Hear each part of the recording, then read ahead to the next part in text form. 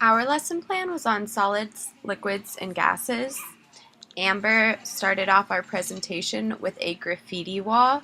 She gave the students an outline, just a few words to help them get started and just for them to know what to think about and what to write down.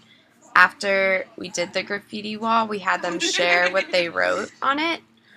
I think that this was a very good activity. It helped the teachers kind of we could gauge what the students already knew about solid liquids and gases. Obviously, since we were doing this with college students, they knew a little more than the typical fourth graders would have known. Ooh, that's a Here's a quick clip. It just shows what one of the group's graffiti walls look like. Next, me and Amber did a PowerPoint presentation. There are things that I liked about it and things that I didn't.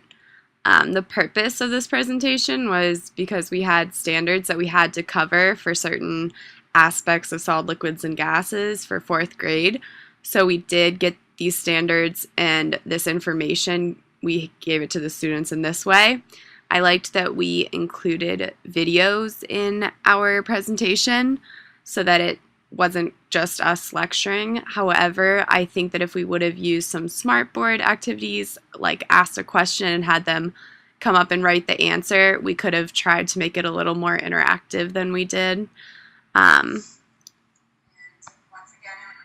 Here's just a quick example how we made our PowerPoint a little interactive rather than just lecturing.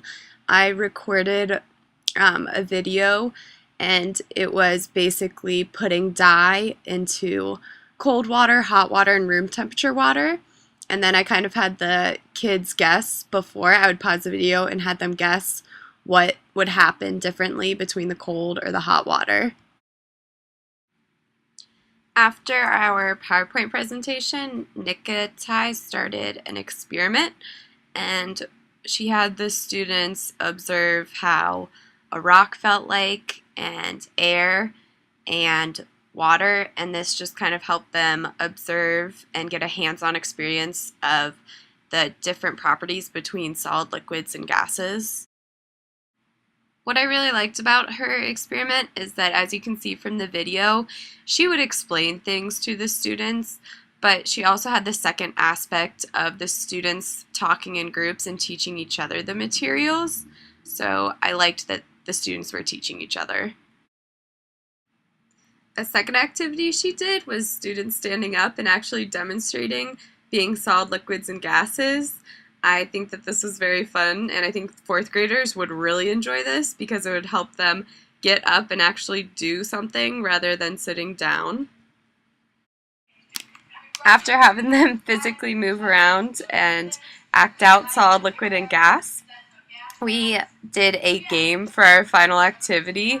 It was a game based off headbands. Basically, students had to put up words from the unit and guess what was on their heads. Our audience actually seemed most engaged in this activity overall. They seemed to really enjoy the game part in the aspect, and it seemed as if they didn't even realize that they were learning, but they were just playing a game.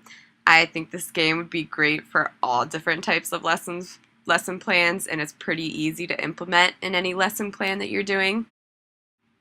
I think one improvement that our group could have made is communicating better. At one point, I actually thought that I was supposed to facilitate one activity, but my activity was actually after a different one. But overall, I was really pleased with our presentation, and I think that the students did enjoy our activity.